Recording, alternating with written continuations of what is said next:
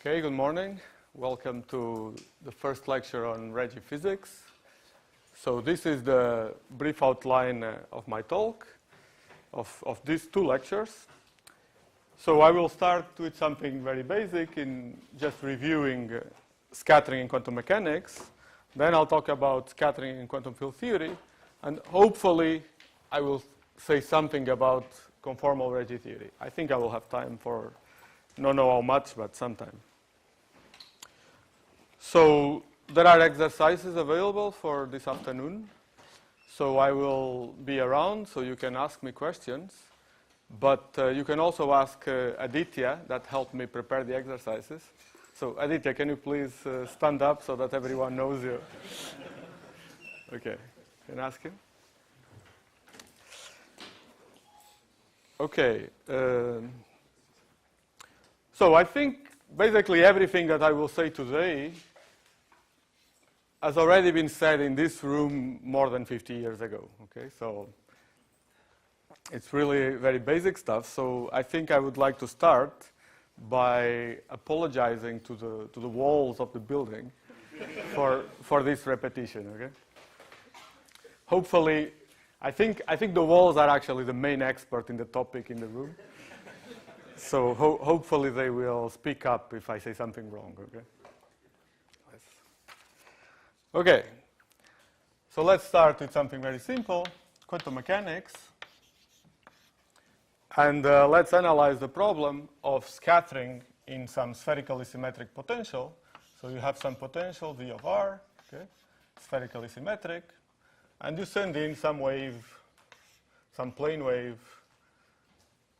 So your wave function, it's going to be, or asymptotically, your wave function, when r goes to infinity, it's going to be the incoming wave, e to the ak z. Let's say this is the z-axis.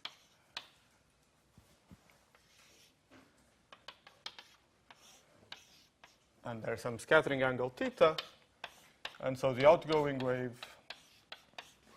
will be e to the ik r over r. And this is your scattering amplitude.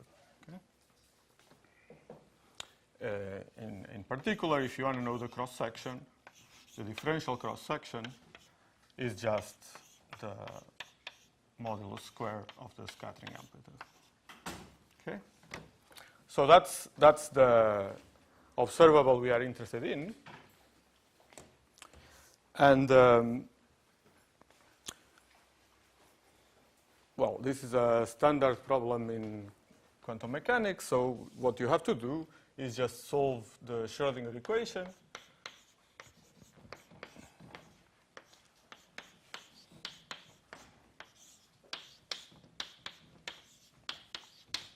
And the energy I will write in terms of the momentum of the free particle far away. And we just solve this equation with this boundary condition, imposing regularity at the interior, we find this function f. Okay? So in general, this is a problem that doesn't have, for most potentials, this doesn't have a closed analytic solution, but there are several methods to calculate this scattering amplitude. Okay? You learn like first-born approximation, things like that. So I won't go into that today. Today I want to focus on the method of partial waves because we want to analyze spin and then go to complex angular momentum. That's the idea of Regge physics. So let's do that. So let's discuss partial waves. So the idea of partial waves, as you know, is very simple. So you have a spherically symmetric potential. So you can solve your Schrödinger equation by separation of variables. So we just write a Legendre polynomial of cosine theta times a radial wave function, which for me it will be convenient to write like that. Okay? And then you get an ODE for this radial wave function, which I'll just write here.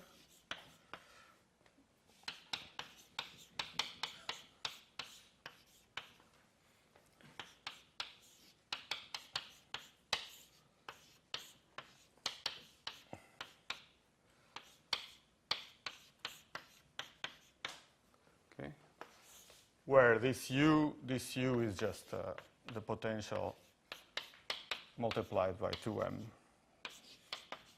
Okay.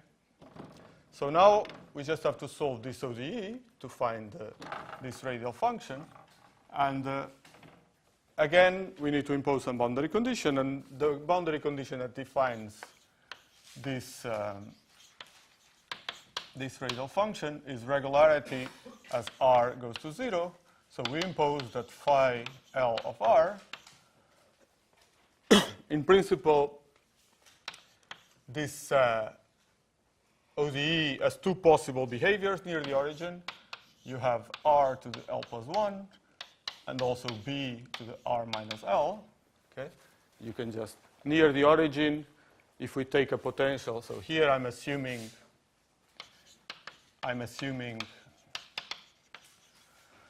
that the potential vanishes, well, that r squared vanishes when r goes to 0.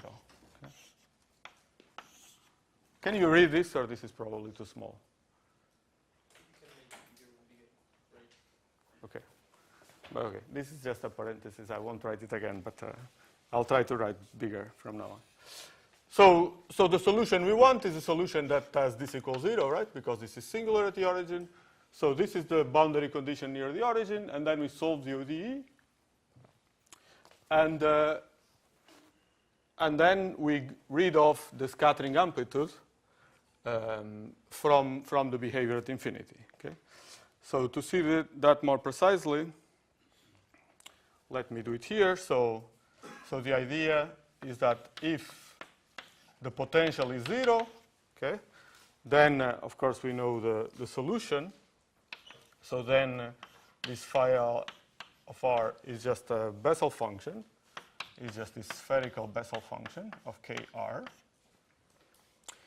And as r goes to infinity, this is just a function, a sum of an incoming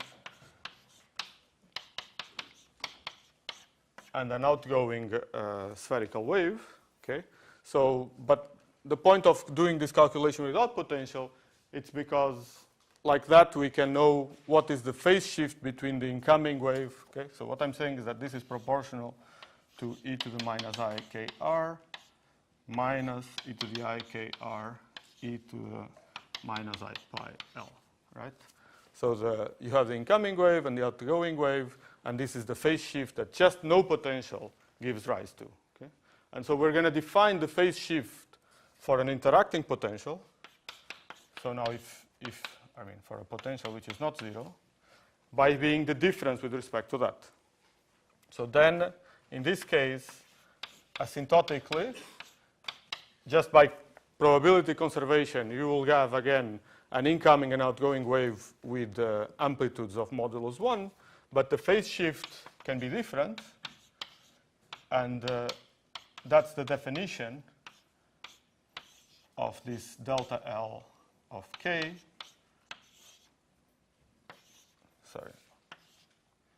when r goes to infinity. Okay? So that's the definition of the phase shift.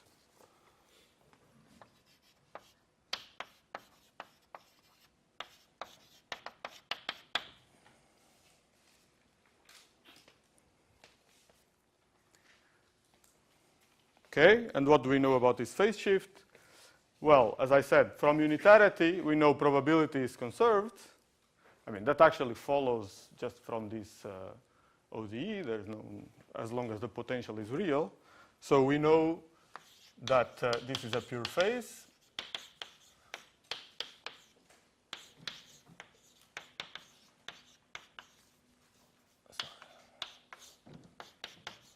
Okay. And now I just want to show that knowing this function, this scattering amplitude, is exactly equivalent to knowing all these phase shifts. Okay?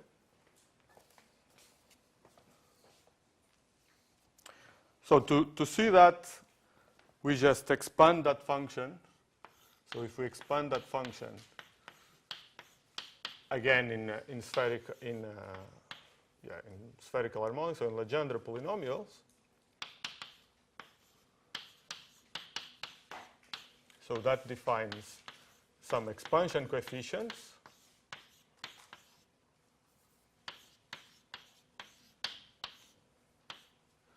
So now I just want to quickly remind you that these expansion coefficients, the partial waves, the partial amplitudes when you expand the scattering amplitude in Legendre polynomials are just directly related to these phase shifts. Okay? So they are exactly the same information. So to see that, we just go back to our original wave function that was going like the incoming plane wave plus this scattering amplitude e to the I k r over r, and you just replace this expansion for f, and for this exponential you just use the identity that this can also be expanded in partial waves with the following.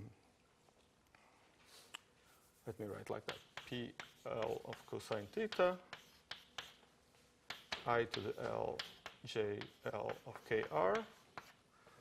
And as I said, this function just becomes sine kr minus pi L over 2 over kr when r goes to infinity. And so now from this part, you just collect the incoming and outgoing exponential from this sign, and this only has outgoing exponential, and you match that with this expression. And okay, I won't do all the steps here because this is standard material. So you will conclude that FL of k is equal to 1 over 2ik e to the 2I delta L of k minus 1.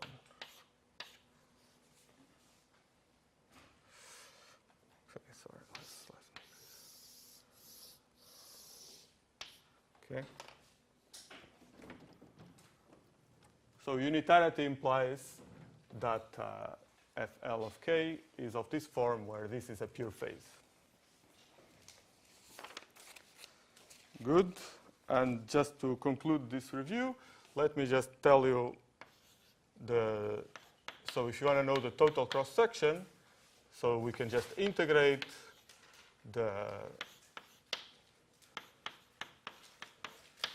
differential cross-section, and then you just replace that, and you use orthogonality of Legendre polynomials to obtain an expression directly in terms of the phase shifts.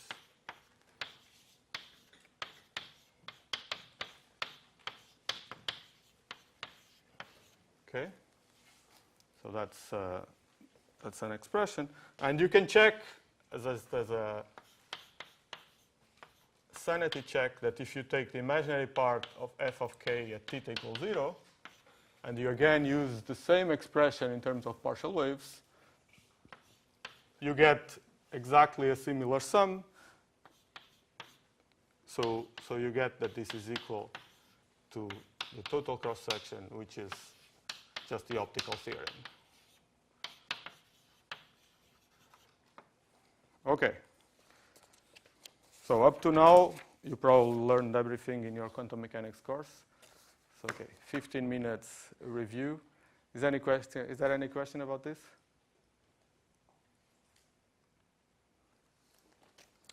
Good. So then let's start with the idea of Regge. So how do I do that?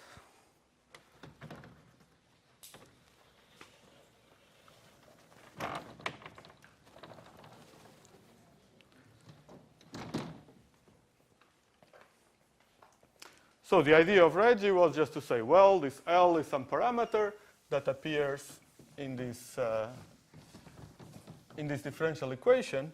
So why don't we take it to be complex, and then we can try to interpolate from one value of the spin to another, one value of the angular moment to another, continuously. Okay? So it was this idea of complex angular momenta.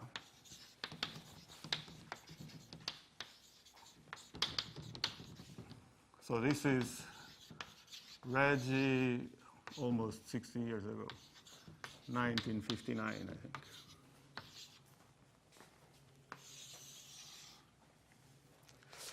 So the idea is just that. You have this equation.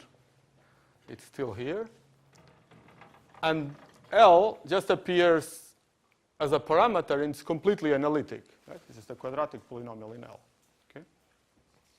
So from there, the solution, it follows that actually this solution is also analytic in L. Okay? So let me make that argument more precise, because that's really the crucial point. The crucial point of Regge's argument. So let me first make the statement, and then explain quickly why that is true.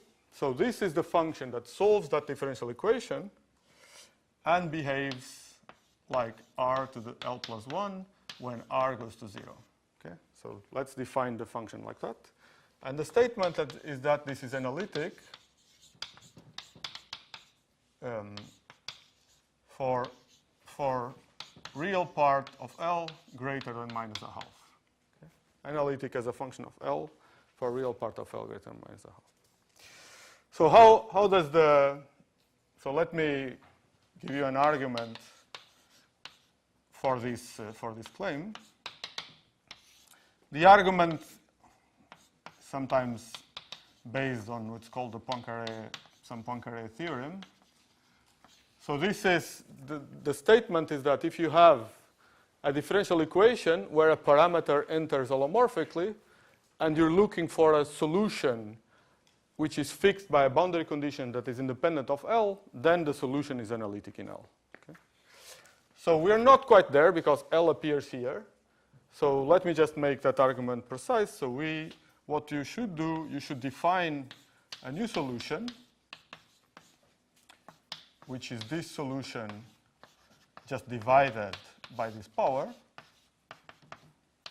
Okay. So now it means that zeta of Lk and r equals 0 is just 1. Okay. So that's a very nice boundary condition. And you can just calculate the differential equation for zeta, and you get something very similar to L plus 1 over r d by dr.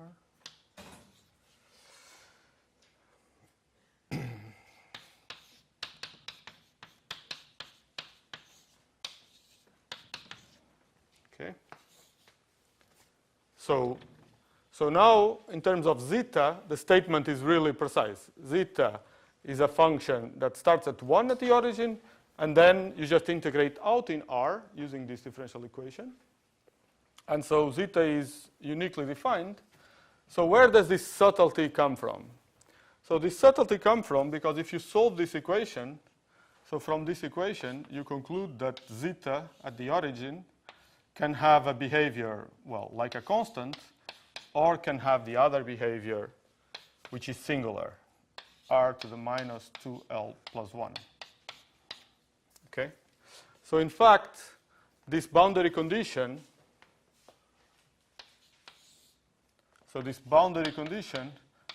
uniquely fixes the solution only if real part of L is greater than minus a half.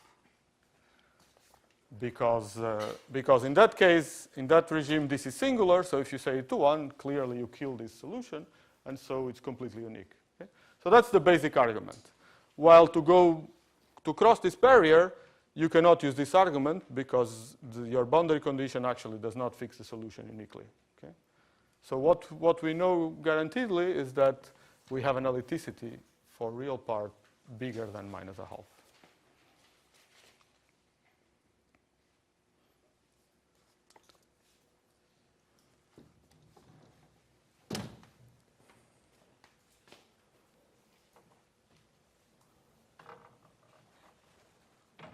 Any question about this?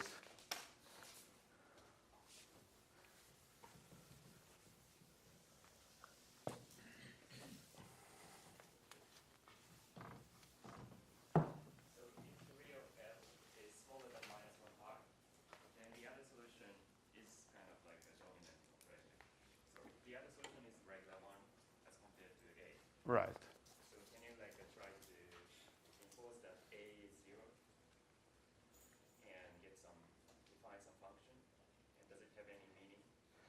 Right. I mean, if you do that, you'll just get the reflection, right? Because there's a symmetry between L and minus L minus 1. Okay. But I think what we're interested in is continuing one solution which you define like that for L bigger than minus a half, and then continuing to the other side. So this continuation, it does not have this symmetry. Okay.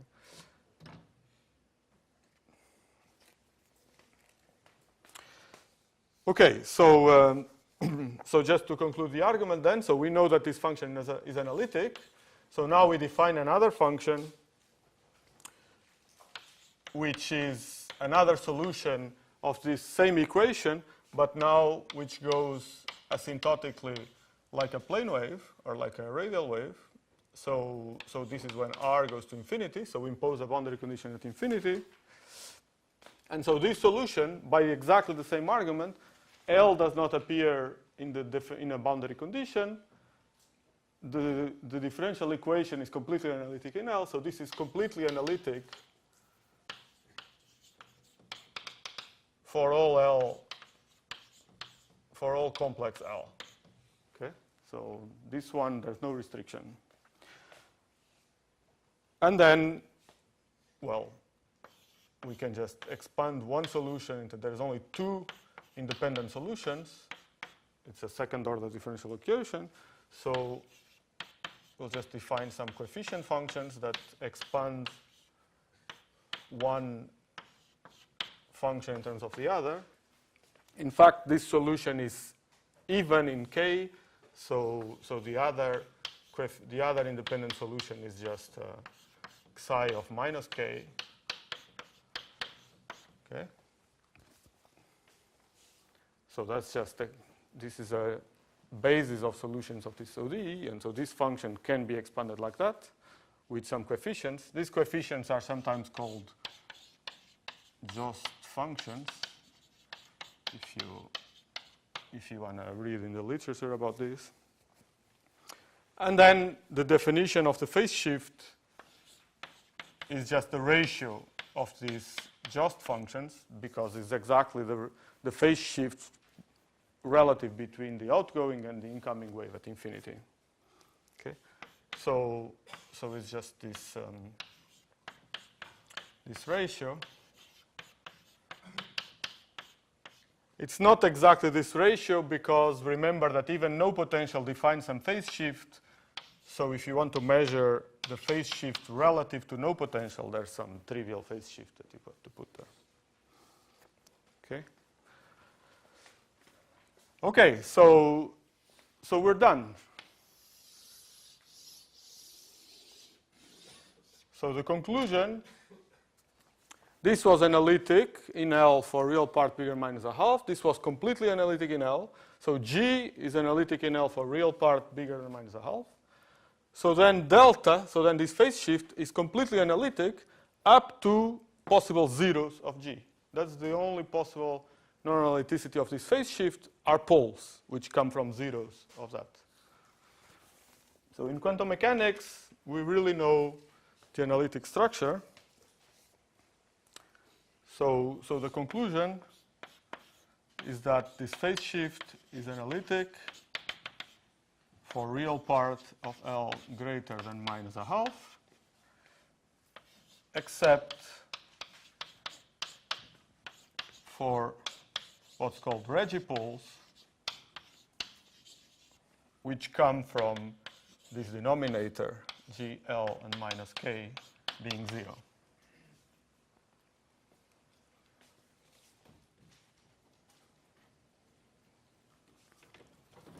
Is that clear?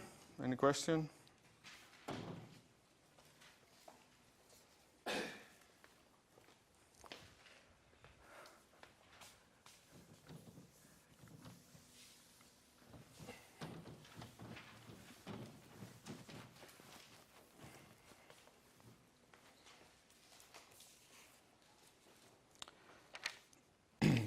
Okay, so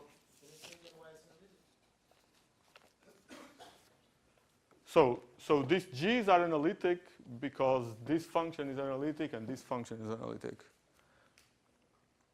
Okay? And then it's just the ratio of analytic functions. I guess you're using the fact that chi means 0 or something like that, because otherwise G could be infinity.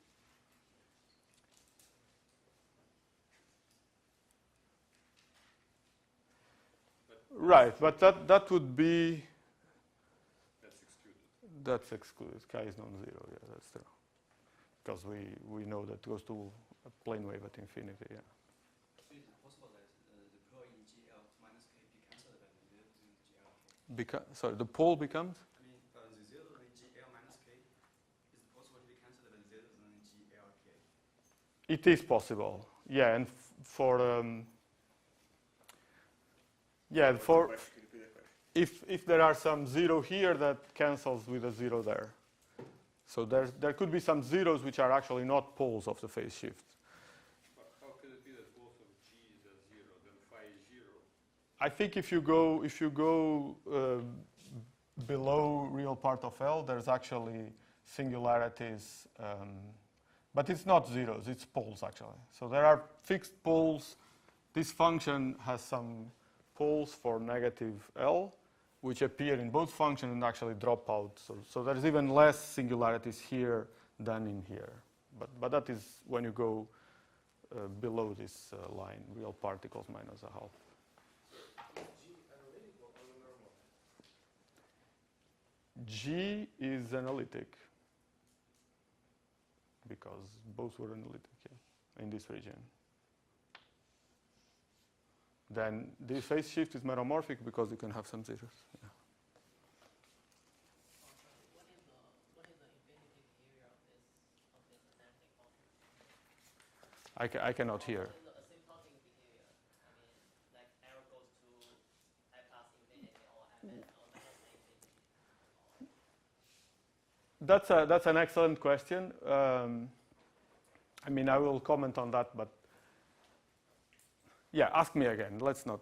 I will come back to that. That's a crucial point, so I will explain that. I will discuss that. So, what is this physical meaning of these Regge poles? Okay. So now we have this analytic function of the angular momentum, and it can have some poles. So when you have poles, what does it mean? Well, if there is a pole for integer, so for integer, like for physical angular momentum, 0, 1, 2 to infinity, then that means you have a bound state or a resonance. Okay? So the bound state, it's if you have this pole for energy, which is just k squared over 2m negative, right? That's a bound state. And the resonance is when the energy is not real. So it's not when you have some pull at some complex value of energy. Okay?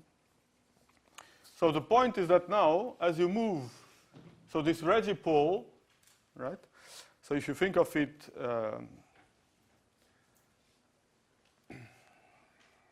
well, this is a function of L and K, right? There's these two parameters. So if you move L, the pole in the K plane will move, right? So the pole in K is like energy. So you can start from a state which is a bound state for low L, say L equals 0 and L equals 2. And then as you move L, this pole goes into the complex plane and becomes a resonance. Okay? So this is the notion of a Regge trajectory. So, Josh, Yes? is analyticity in K also follow from similar arguments? Yeah, exactly. You can discuss, in K, you can do similar arguments and you'll find analyticity in K, but there is a branch point at K equals 0, because then this is when the two solutions are indistinguishable in coming and outgoing. And depending on the potential, If the potential decay is exponential, like Yukawa, there is a characteristic length scale. So there's also a characteristic k where this will, you'll have, well, in the k square plane, you will have a cut starting at 0. And if it's a Yukawa potential, you will have a cut here at, let's say, mu square. I think it's mu square over 4, where the potential goes like e to the minus mu r. Okay, so this is a parenthesis. But if the potential is actually finite range, there's no left cut. There's only that cut. But yeah, that's not... So I just want to say that, so Regge trajectories, so a single Regge trajectory contains several bound states and resonances. But this is crucial, right? Because you already start talking about k imaginary, right? You said equals k squared negative, so you're already considering k imaginary, or possibility of k imaginary. Yeah, it's true. So what is this cut which goes along the real axis, where k was real? This is like... Well, the cut you can put wherever you want. So, but there is a branch point at k equals 0, which, I mean, comes from a singular argument like here, right? You see here, real L equals minus a half is when the two solutions collide, the two independent solutions. And here it's at k equals 0 because the two plane waves minus ik and ik collide. I mean, this is so.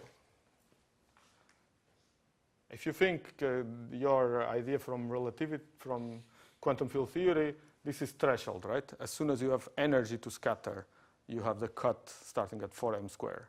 Here, this is the energy above 4m square, right? This is the non-relativistic version. You have this cut from the continuum of the spectrum, from the scattering states. But you know, for integer L and integer k, everything was finite. Now you say that integer L and integer k corresponds to... No. Integer L and real k, it's fine. I mean, but it's okay. I mean, I'm putting the cut here. I'm just saying that the physical phase shift is the boundary value of, I mean, it's the function just above this cut. Oh, first time you said that.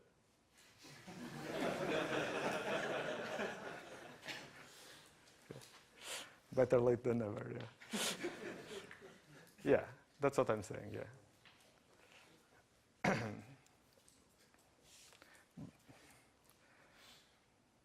Yeah, you are right. Okay, I should have emphasized more this picture. Yeah, okay. So then, since I did this picture, so let's say I can plot here. So let's say for L equals 0, imagine for L equals 0, there is some Regge pole here. L equals 0. And then L moves, so this thing will move. And say L equals 2, there's another L pole here, okay? So this means there's a bound state of spin 0 with this energy, this negative energy. And then there's a bound state of spin 2 with this negative energy, okay? But what Regge tells us is that they are connected. You can continuously go analytically from one to the other. And actually, this then can go inside the cut. And then for, say, L equals, sorry, I put 2, let's put 1. For L equals 2, I can become a resonance, can become some pole, but in the second sheet, L equals 3. So the Regge trajectory puts together a set of bound states and resonances. Okay? So, I mean, I want to do an example, which is the example that you're going to solve this afternoon in detail so that, well, I'll draw a picture. I think it will become a bit more clear.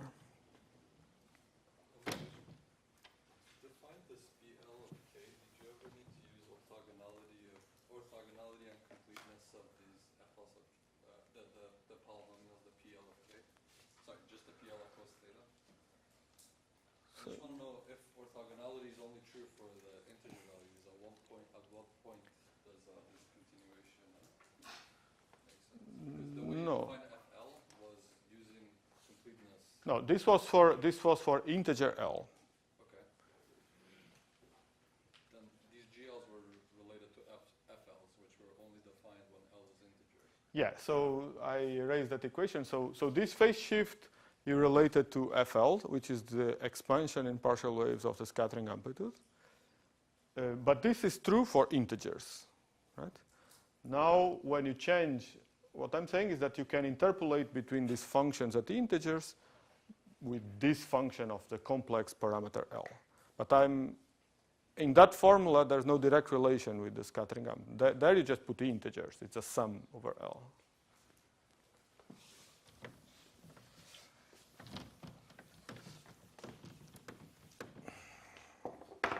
Okay, let me just give you one example, which is the Coulomb potential.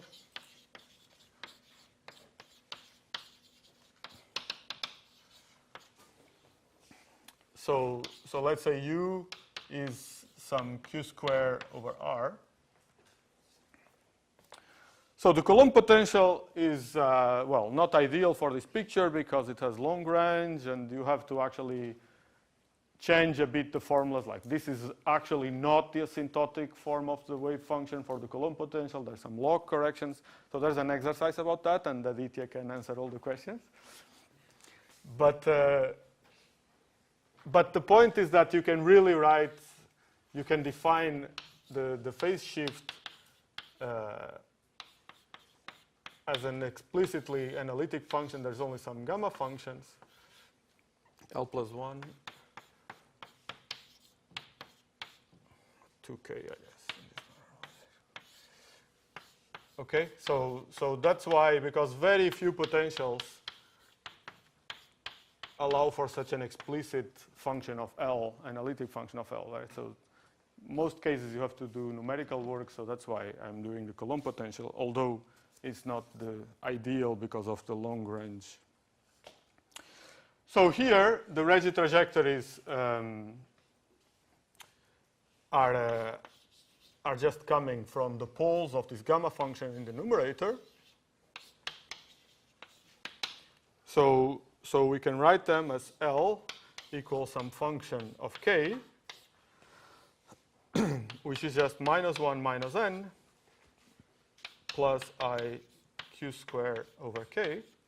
Okay, just the condition that this is a negative integer, where n is 0, 1, 2. And so n labels the Regge trajectory. So we have an infinite number of Regge trajectories. And these are their form. So let me do a plot.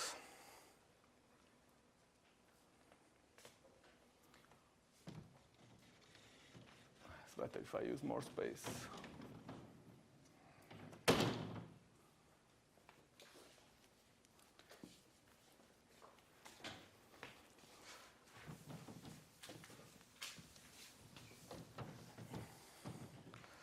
So let me do this plot in the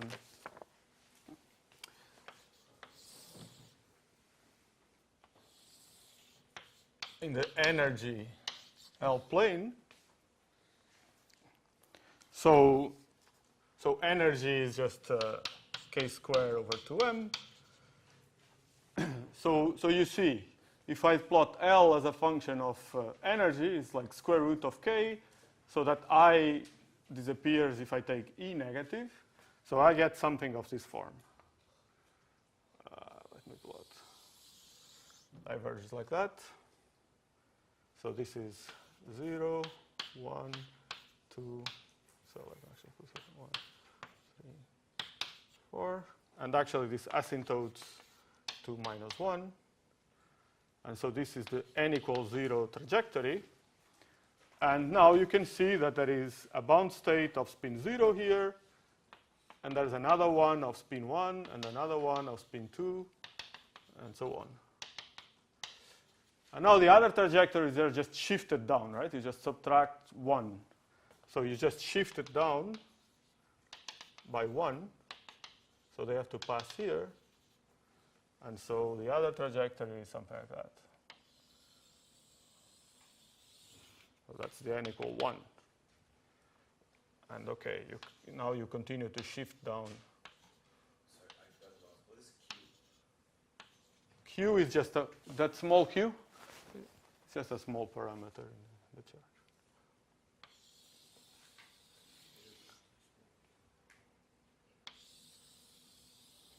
Okay?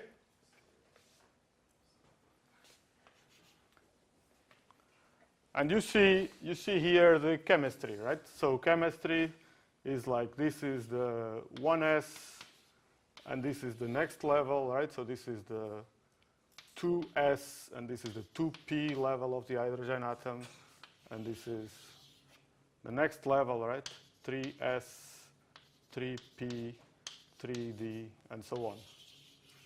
Okay, so in chemistry we organize like that, like states of a given energy, but Regge organizes in a different way. The way the states go into each other is just you change the spin, but you keep, essentially you keep the same radial quantum number in the wave function. Right? That's what n is labeling in this problem of the hydrogen atom.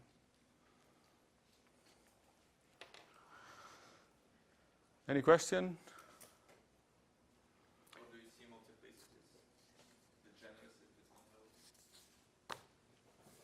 So the generous you see here, right? That because of this formula is so simple, you just subtract 1 from one Regge trajectory to the other, you just subtract an integer. This bound state has exactly the same energy as this bound state. Right? Just because of the form of the Regge trajectories. So I'll just sketch here, well, I guess here, because this is just a very, very sketchy picture. So if you now study something like the Joao potential, so let's say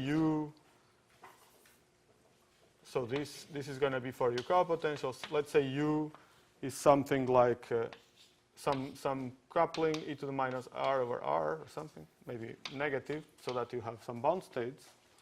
Then you will see things like that.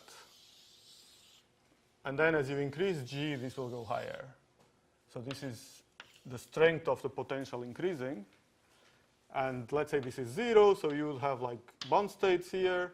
But let's say 1 is here. So then here there is bound state. If G is big enough, there's a spin 1 bound state, but there is no spin. But here there is no spin 1 bound state. Okay. So this would be the real part of alpha n. Okay. And this would be, say, alpha 0. Let's say here I'm only plotting one Regge trajectory for different values of the potential. Okay? Something like that. And then this part, the imaginary part of alpha 0, is different from 0. Okay? So here it becomes a resonance. On this side, alpha 0 is purely real. And so if you match an integer, you just have a bound state. But this you have to do numerically, so it's harder to control. But that's the expectation. Do you always choose purely imaginary k, or what's the result? Here it's purely imaginary k, and here is real k, right? E is k squared. So here is bound state, and here is resonance. This is scattering part. So on this side, you will have, well, you can only have resonances. You don't have bound states of positive energy, right? But why imaginary part of alpha n is non-zero only on the right? Imaginary part of alpha n should depend on d state, right? On the next one. If it's non-zero, No, it's this cut here. So it's real here, and then on this side it has an imaginary part, yeah. Right, this is the analytic structure in the k-plane.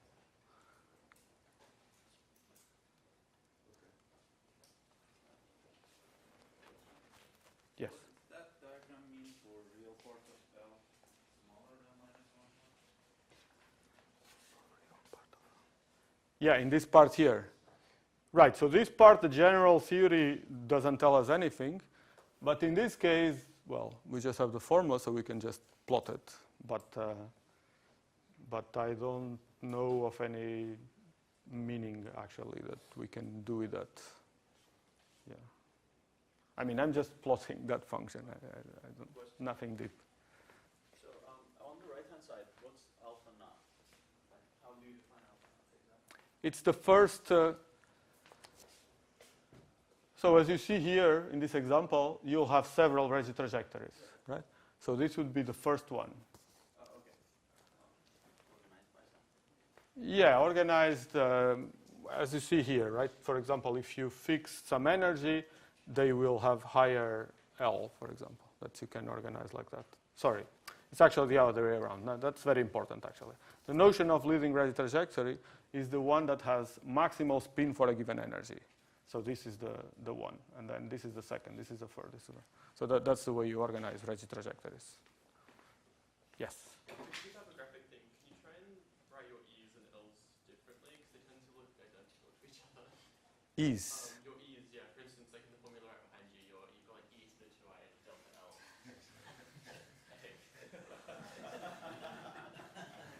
That's an excellent comment, yeah.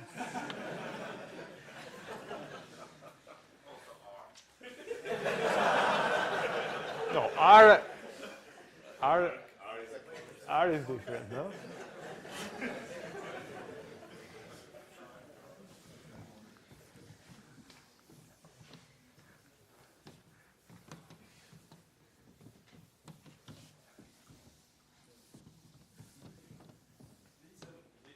Trajectories you call it the Joao potential, where they come back down again, where they cross integer L with positive energy. What is the? So that's what I'm saying. Here, the trajectories are complex, so they have both real and imaginary part. So when to get zero imaginary part and real part equal to an integer, you have to go to complex energy, and that's a resonance. For real energy, you always have an imaginary part, so you're never really equal to an integer.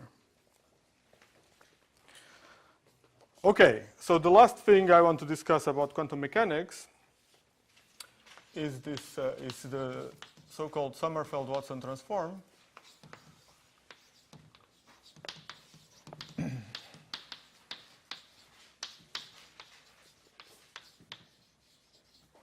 Which in quantum mechanics, it's a bit, I mean, the use of that, it's a bit academic, but in quantum field theory, it's very important. So the idea is the following. So we have this expansion in partial waves.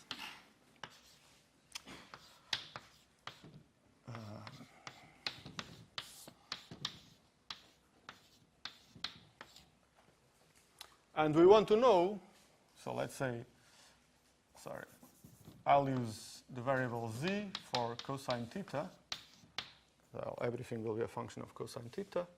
And I want to know the behavior of this partial wave when I continue z to infinity. Okay? So this is a bit of an academic question in this context.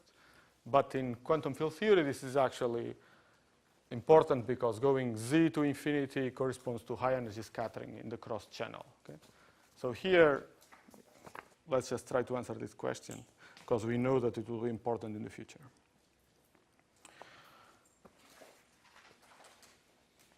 So from this sum, it's very hard, right? Because each one of these PLs is a polynomial of degree L in z, in cosine theta. So if you take z large, this goes like z to the L. So this goes like z to the L. And you have a sum, so which term is going to dominate? How do you know, right? From this sum, it's really not possible to answer that question. So the idea of this trick of the Sommerfeld Watson transform is to transform this integral, this sum into an integral. So what we're going to do, we're just going to integrate a function that has precisely poles at the integers. So we put this sine pi L. Sorry, I want to write it like that. 2 pi r. So the residue is 1. And then I want to put sine pi L over pi, such that this has residue 1 in all the integers, except and minus 1 in the odd integers. Then I have 2L plus 1, FL of k.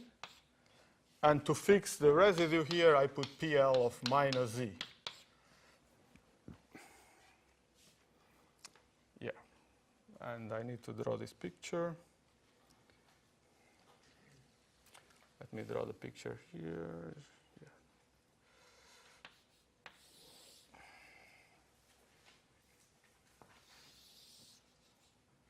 So this is the L complex plane. I'm putting these poles at the integers.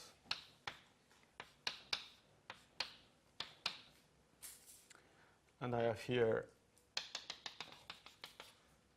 minus a half. And this contour, actually let me choose it with this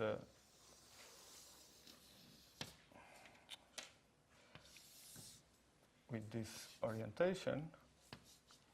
So I think with this orientation you actually need a minus sign here.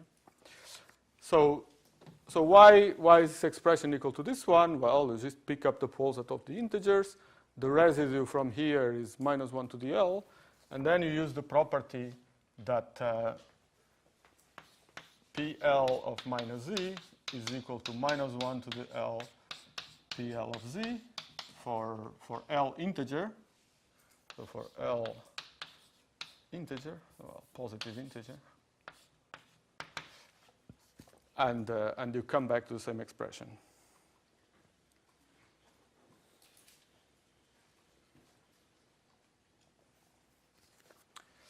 Okay, and now as you might guess, what we want to do is to deform this contour. So this analytic definition of Legendre's polynomials does come into play because there was a question about it. Yeah, so here, well, okay. FL you discussed, but PL, what there is. Good. So PL, so in this formula, of course, here everything is analytic continuous. So FL must be a function which is analytic in L and reduced to that in the integers. So we just found one. Yeah. PL is also the same property, so I can write it here. PL of Z, I can write it as some hypergeometric function, which is a polynomial, which is the Legendre polynomial for integer L, but it is analytic for all L. Okay.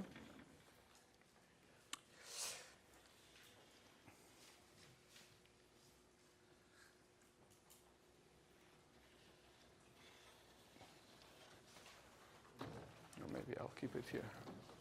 Yes. So Jonathan here was, okay, I have something that's defined on integers. I know I have a function that's analytic on the right-hand side. I know the values on the integers. And then you're saying I found one function that has the right values on the integers. Is there some theorem or something that tells you that's the only thing it can be? If you don't put extra conditions on the asymptotic behavior, no, right? You could always add to it sine pi L times some other function of L. So at this level, all those continuations would still work. What would not work if you don't have the right continuation is what I'm going to do now, which is deforming. And I want to drop infinity, so that will require that this function does not grow exponentially when L goes to infinity. So that's the continuation that you need to do this contour deformation. So, okay, I will just do the contour here. So I will have some other poles. I'll just put them randomly, which will be Regge poles, right? So, for example, I'll have a pole at alpha 0 of k, some Regge pole, and some other pole somewhere, alpha 1 of k. And so when I deform this contour, I will pick these poles and also this vertical line, and possibly, when I open this, right, possibly the contribution from the arc at infinity. Okay. The reason that you drew them in the upper half plane, these poles? No, this was just for drawing, yeah. In general, these poles for real k can be even here, and so this contour is really, maybe I'll do that just so that you can take the contour like that, right? And then there could be another pole here, okay? Some alpha, whatever, 2 of k, right? The original contour only went around the integers. If there was another pole in the real axis, you don't include it, of course, okay? Okay, I'm violating my rules for ordering them. Okay. I should call this alpha 0, and this one maybe a bit down here. I don't know, alpha 1 and alpha 2. Okay, I order them by real part of L. Okay, so what goes into being able to do this game? We just have to analyze the behavior of this function when integrand, when L goes to infinity. So we have this hypergeometric function. So the behavior when L goes to infinity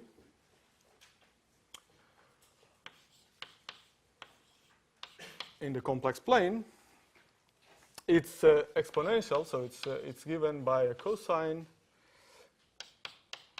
pi over 4 theta. Well, recall that z is cosine theta. Okay, so this is for z. Okay, so for now, z is still, at the moment, z is still between -1 and 1. Okay, that's where this sum converges. It was originally defined, and I still have z between -1 and 1. And so from this behavior, you can conclude that if you take the ratio, which is what appears in the integrand, this ratio goes to 0 as L goes to infinity. And it goes actually exponentially fast, right? Because this sign goes to 0 with e to the I pi L. And here you only have theta, which is between pi and minus pi. Sorry, between 0 and pi. Right? So theta is between 0 and pi. So for any theta between 0 and pi, this thing goes to 0 exponentially.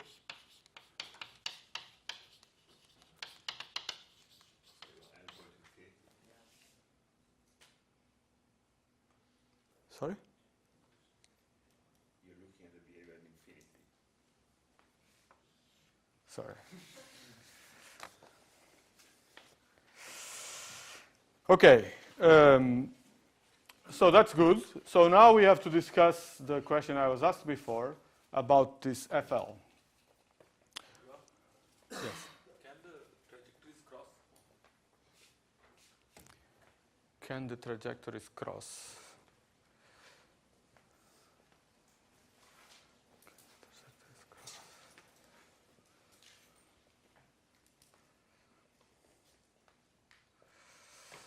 I don't think so.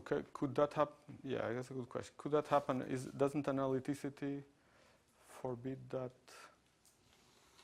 they could touch and become a double pole? And that's a good question. I don't know. I don't think so. I think analyticity probably forbids that you would have poles colliding and like crossing, that they would. But it's a good question. I don't know. Yes. Let's do this.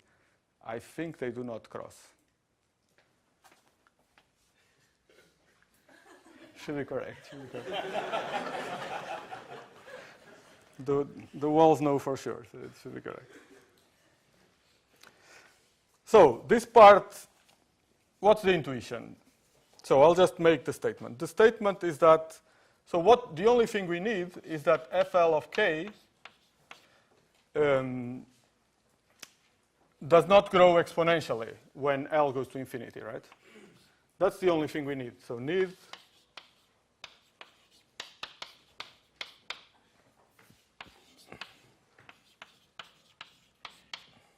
does not grow exponentially when L goes to infinity. Because this decays exponentially, so even if it grows like a power or something, it's okay. So the intuition is that FL, so for real L, so for L real, this must go to 0, right? Because that's you just look at the differential equation. If L becomes very, very large and real, so this term L squared over R squared becomes big compared with the potential, so the wave function just approaches the wave function of the free theory, because the potential becomes irrelevant compared to the centrifugal barrier. Okay, so that's the intuition, and as long as L square is positive and large, I think you can just it's just obvious. When you now go in the imaginary, so here we need more than that because L here it's imaginary. It's not entirely obvious, at least to me, from this differential equation that this does not grow exponentially. I could not find like a clean proof of that statement. I think there are some results. There were some results I found even in the original paper of Regge, where if the potential is really bounded and finite, like exponentially decaying and doesn't diverge anywhere, then you can really make a statement that this is bounded in all directions. Okay, but I don't know the precise conditions which force that. Okay, but I think it's a very reasonable physical assumption. If you read in Gribov's book, it just says it's obvious that it decays because the potential becomes irrelevant. So, okay. So then we can deform this contour, and we go to this green contour, and let me write the final formula. This is being a bit too slow now.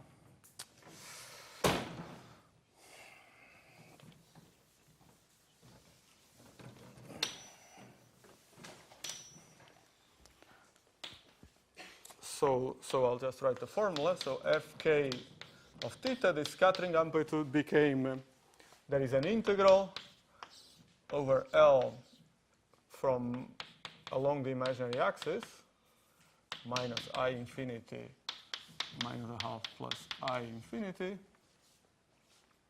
Why does it have to be 1/2? It doesn't, but we can push it all the way up to here because we know analyticity up to here for real part bigger than minus a half. This was what we proved about the Minus a half besides a dangerous boundary. yeah, plus an epsilon. You were, yeah, let's say that.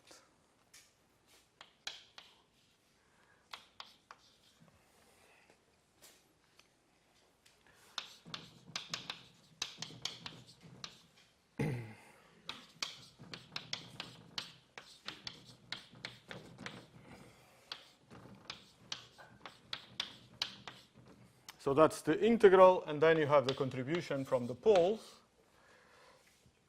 which you can write to alpha n plus 1, and you get this residue of FL of k at the Regge pole, L equal alpha n of k, sine pi alpha n of k. And you get this Legendre function continued to a complex value of the momentum. Okay, and so now it's easy. Once you are here, it's easy to answer the question: what happens when z goes to infinity? Because now L here, it's always real part minus a half. So this part.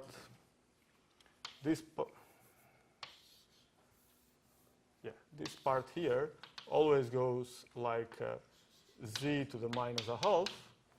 Okay, the size of the function decays at large z because that's the real part that matters, and this part just goes like z to alpha, and again that's why I call it the leading Regge trajectory. You pick alpha 0.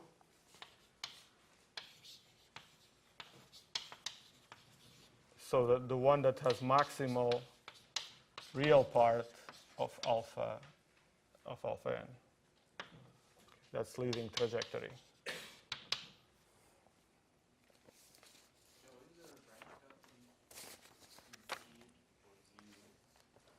Is there a branch cut on?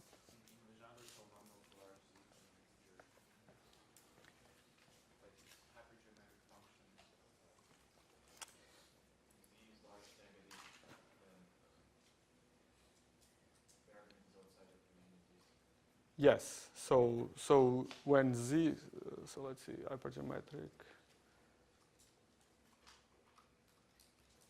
When z is large and positive, it would be okay, right? There is no cut. Yeah. Yeah, there will be there is a cut that goes to infinity in z. Yeah, that's, I mean, you have this non-integer power at z equals infinity. Yeah, that's true. Okay. Is there a simple argument saying that there's always the pole which has a maximal real part? What if there's no? What if the poles extend all the way in the real direction to plus infinity?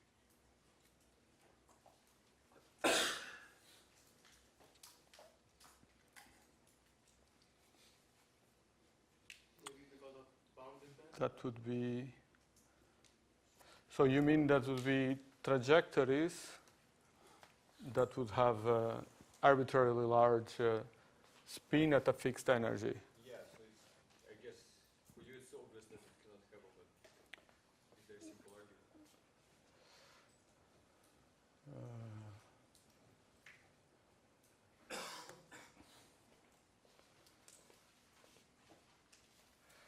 So let me think. If I go to, I mean, the best connection with physics is to think about these bond states.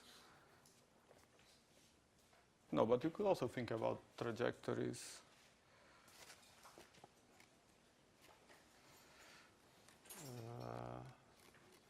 I don't know. I don't know a simple argument. No. At large L, we again can neglect the potential, right? Mm-hmm. This area is under control. You can just look at the behavior of these Yes, phases. that's a good answer. Exactly. So you could analyze the equation analytically in that limit for large, at least close to large real L. Then you can analyze. Yeah, exactly. Okay, so now I should change topic to part 2, and I have 5 minutes. But that okay, I will just write some standard equations. But so this part 2,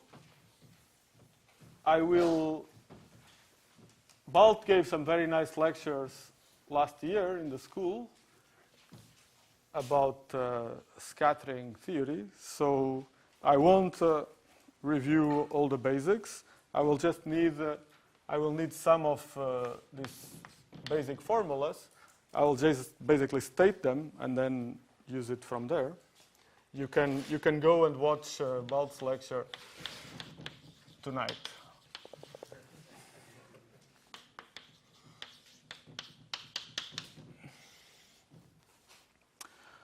Okay, so just quickly, I don't have time to do. I'll just set up some notation so that tomorrow we start faster. So I will be focusing on 2-to-2 scattering.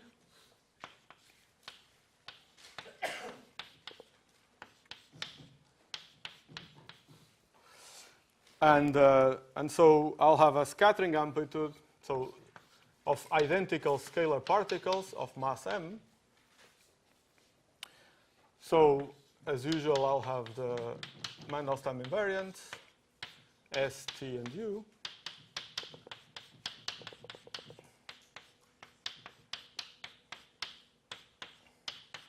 And momentum conservation implies that they are not all independent. They sum to 4m squared. And then I'll describe this by a scattering amplitude T, which I can write as a function of S and T, which, since I take all particles to be identical neutral scalars, this has some crossing symmetry. So I can write this as a function of S and U, which is just 4m squared minus S minus T. Or I can write this as a permute T and S and things like that. So this is crossing symmetry.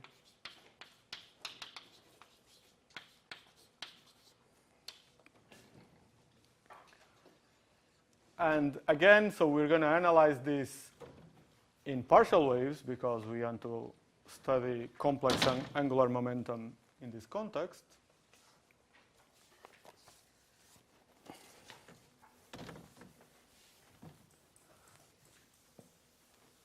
So partial waves for scattering can also be introduced.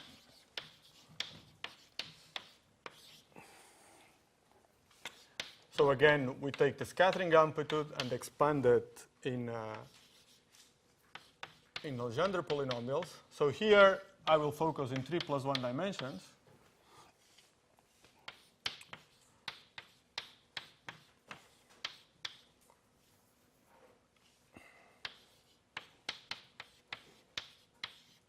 So cosine theta is the scattering angle in the center of mass frame, and you can write it in many ways. So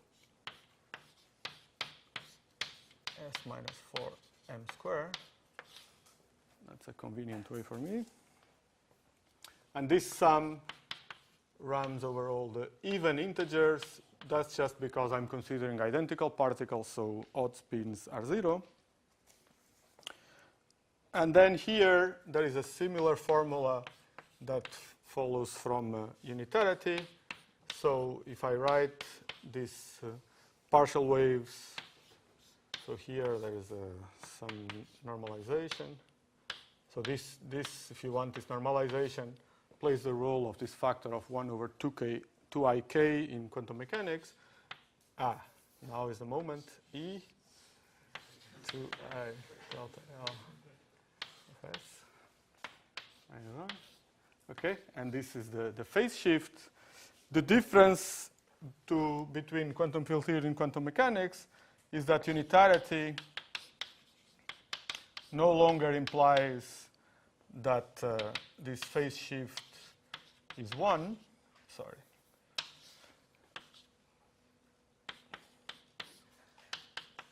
It only implies that it's less or equal to 1 because you can lose probability into other channels, into particle production. Well, in fact, so this is for S bigger than 4m squared.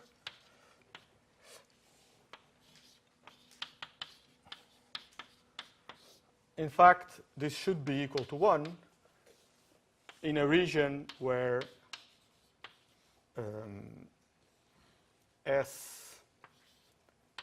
you don't have enough energy to produce the next particle. Okay, so let's say 9m squared. It could also be, well, let me do it properly.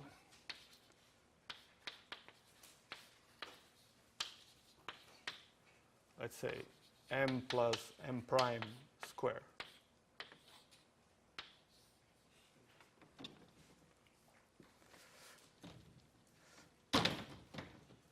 0 minutes. Okay, so this is some of the basic formula I'll use tomorrow. There's some other basic formula which I'll probably write before we start. And then tomorrow we will discuss how to complexify angular momentum and what do Regge pools do for us in quantum field theory. Thank you very much.